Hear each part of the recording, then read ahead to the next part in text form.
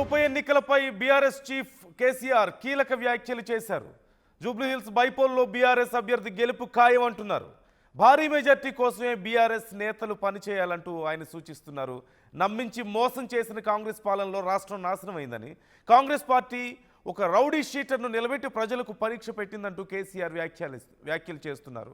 కాంగ్రెస్ అభ్యర్థిని ప్రజలు చిత్తుగా ఓడించి గుణపాఠం చెప్పాలంటూ కేసీఆర్ కోరుతున్నారు. 10 ఏళ్ల పాలనలో బీఆర్ఎస్ అనేక సంక్షేమ పథకాలు అమలు చేస్తే ఇప్పుడు కాంగ్రెస్ ప్రభుత్వ పాలనలో పథకాలు మాయమయ్యాయి అంటున్నారు కేసీఆర్.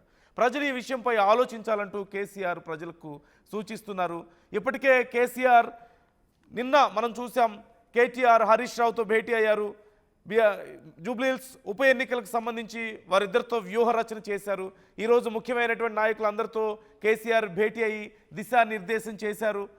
40 మంది ఒక సైన్యంతో బీఆర్ఎస్ రంగంలోకి దిగబోతుందనే చెప్పాలి.